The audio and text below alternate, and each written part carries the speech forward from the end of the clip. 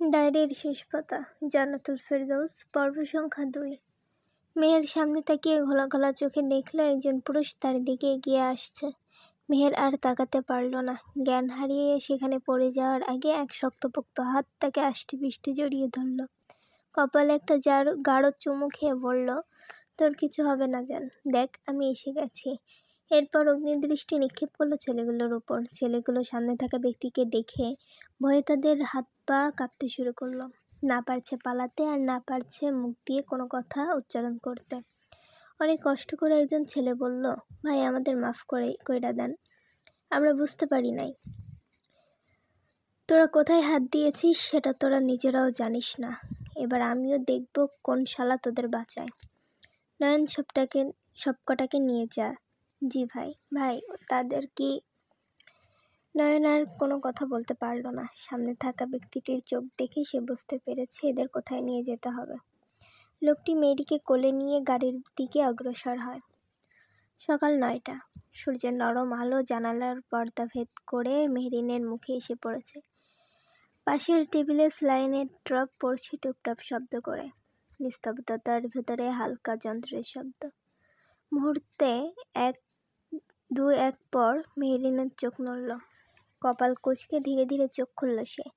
আলোটা কেমন যেন চোখে বিচ্ছে। অস্পষ্ট দৃষ্টি মেলে চারপাশটা দেখতে লাগলো। সাদা দেয়াল, মেডিকেল যন্ত্রপাতি আর গায়ে থাকা স্যালাইন টিউব। মা, কাপা কণ্ঠে একটুখানি উচ্চারণ। তার পাশে বসে থাকা নারী চমকে তাকালেন। তারপর তাড়াতাড়ি উঠে মেয়ের হাতটা ধরলেন। মেহের মা, চোখ খুলেছ তুমি? মহিলাটির চোখে জল। পাশে দাঁড়িয়ে থাকা বাবা এগিয়ে এলেন, কণ্ঠে দম বন্ধ হয়ে আসা উদ্বেগ। কেমন লাগছে মা? মাথা ঘোরাচ্ছে? মেয়ের ধীরে মাথা নেড়ে জানালো, আমি কোথায়? হাসপাতালে আছো মা। তুমি জ্ঞান হারিয়ে রাস্তায় পড়েছিলে, এক ছেলে তোমাকে এখানে নিয়ে আসে, তারপরে আমাদেরকে ফোন দেয়। মেয়ের চোখে বিস্ময়। একটা ছেলে? হ্যাঁ, কাল সারা রাত এখানেই ছিল। আমরা আসার পরপরই ছেলেটা বেরিয়ে গেল। ছেলেটাকে ভালোভাবে দেখতেও পারলাম না, একটা ধন্যবাদ দিব সেটাও পারলাম না। মুখে মাস্ক ছিল। যাই হোক, আল্লাহ তোমাকে সুস্থভাবে ফিরিয়ে দিয়েছেন, এটাই অনেক। একটু অদ্ভুত নীরবতা নেমে আসে কেবিনে। দূরে স্যালাইনের টুপটাপ শব্দ ছাড়া আর কিছুই শোনা যাচ্ছে না। মেয়ের চোখে প্রশ্ন। কাল রাতের কথা মনে পড়ছিল। কারা ছিল ওই লোকগুলো? তাকেই বা কেন মারতে চাইছে? আর কে ছিল সেই মানুষটা? কেনই বা তাকে রাস্তায় পড়ে থাকতে দেখে ওইভাবে দৌড়িয়ে আসছিল? আর কেনই বা নামটা না জানিয়ে চলে গেল? বাইরে পাখিরা ডাকছে, হাসপাতালের করিডোরে লোকজনের হালকা আওয়াজ, কিন্তু মেহেরের ভেতর তখন অন্যরকম এক কৌতূহল জন্ম নিচ্ছে। মেহেরের স্পষ্ট মনে আছে জ্ঞান হারানোর আগে লোকটি তাকে বুকের সঙ্গে জাপটে ধরেছিল, আর কি যেন একটি বলেছিল, কিন্তু কি বলেছিল সেটাই মনে পড়ছে না। ইতিমধ্যে ডাক্তার এসে মেহেরকে চেক করে গেছে, আর কিছুক্ষণ পর তাকে রিলিজ দেওয়া হবে। কয়েক ঘন্টা পর মেহেরকে রিলিজ দেওয়া হলো। তারা মেহেরকে নিয়ে বেরিয়ে বাড়ির পথে রওনা দিলেন। বাড়ি ফিরে মিসেস রুকাইয়া মেয়েকে আগে তার ঘরে দিয়ে এলেন ফ্রেশ হওয়ার জন্য। মেহের লোকটির কথা ভাবতে ভাবতে ওয়াশরুমে গিয়ে ফ্রেশ হয়ে রুমে এসে জানালার পাশে চুপচাপ দাঁড়িয়ে থাকলো কিছুক্ষণ। বাইরের আকাশটা ধূসর, হালকা বাতাসে পর্দা উঠছে, অথচ তার চঞ্চল মাথার ভেতরে ঘুরছে সেই সব দৃশ্যগুলো।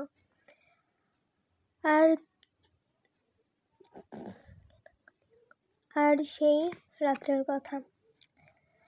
তার চোখের ভেতর যেন এক অদ্ভুত শান্তি, এক অচেনা আশ্বাস লুকিয়ে আছে।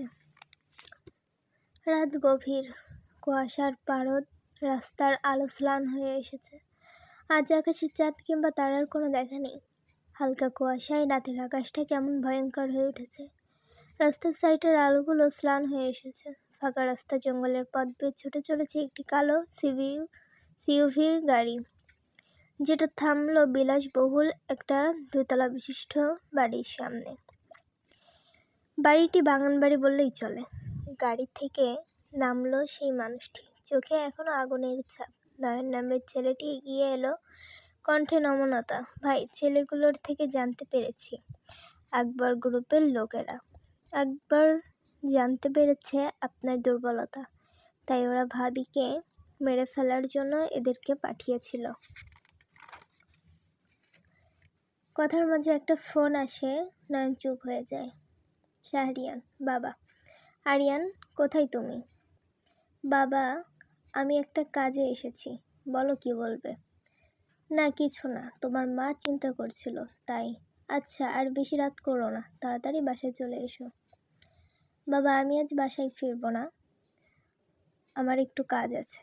ও, আর একটা কথা, মাকে বলে দিও কাল যেন প্রস্তুত থাকে বৌমা আনার জন্য।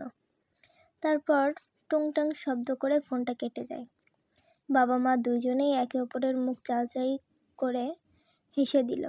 তারা শুনেছিল সব ঘটনা এবং মেহেরকে তাদেরও খুব পছন্দ। ফোন কেটে আরিয়ান ঘুরে দাঁড়ালো আকাশের দিকে, তাকিয়ে বিড়বিড় করে বলল, তৈরি থাকুন মেস থেকে মিসেস হওয়ার। একটা নতুন সকাল। আজ সকালটা অন্য দিনের তুলনায় একটু বেশি সুন্দর। তবে মেহের সে যেন একটা ঘরের মধ্যে আছে। তার মা এসব কি বলে গেল তা যেন ওর মাথার উপর দিয়ে যাচ্ছে। সেই রাতের পর তার জীবনটা যে এইভাবে বদলে যাবে ভাবতে পারেনি মেহের। কিছুক্ষণ আগের ঘটনা। সবে ঘুম থেকে উঠে ফ্রেশ হয়ে রেডি হয়েছিল স্কুলে যাবে বলে। তখন তার মা এসে জানান আজ নাকি তাকে পাত্রপক্ষ দেখতে আসবে, সে যেন স্কুলে না যায়। ফাতেমা বেগম এসে দেখে মেয়ে এখনও একইভাবে বসে আছে। তিনি কিছু বলতেই যাবে তার আগে মেহের বলে উঠল, মা, তোমরা তো বলেছিলে আমাকে এত তাড়াতাড়ি বিয়ে দেবে না, তাহলে? মা, আমি তোমাদের কাছে এখন বোঝা হয়ে যাচ্ছি, তাই না মা? কেন তোমরা আমাকে এত তাড়াতাড়ি বিয়ে দিতে চাইছো? ফাতেমা বেগম মেয়ের দিকে ছলছল দৃষ্টি দিয়ে বললেন, তুই এইসব কি বলছিস আবোল তাবোল? দেখ, কাল রাতের ঘটনা আমরা জানি তুই আমাদের একমাত্র মেয়ে। যা করলে তুই ভালো থাকবি আমরা সেটাই করব। তুই আমাদের একমাত্র মেয়ে। তাহলে মেহের, তাহলে কি তুমি বলতে চাইছো মা আমাকে বিয়ে দিলে আমি নিরাপদে থাকবো? বাহ, যেখানে বাবার বাড়িতে এই অবস্থা সেখানে ওরা আমাকে নিরাপদে রাখবে কিভাবে মা? ফাতেমা বেগম বললেন, দেখ, তুই নিজেই একদিন বুঝতে পারবি আমরা ঠিক করেছিলাম নাকি ভুল। এখন এত কথা বলতে পারবো না, তাড়াতাড়ি রেডি হয়ে নিচে আয়। মেয়েরা আর কিছু বলতে পারল না। ফাতেমা বেগম দরজার কাছে গিয়ে আবার পিছু ফিরে বললেন, আমি রুহিকে ফোনে আসতে বলেছি, ও হয়তো কিছুক্ষণের ভেতরে চলে আসবে, তুই তাড়াতাড়ি রেডি হয়ে নে। রুহি মেহেরের সবথেকে কাছের ফ্রেন্ড। তারা 6 বন্ধু, কিন্তু রুহি তাদের ভিতরে সবথেকে মেহেরের প্রিয়। মেহের এক প্রকার বাধ্য হয়ে তৈরি হয়ে নেয়। প্রায় 10 মিনিট পর রুহি আসে।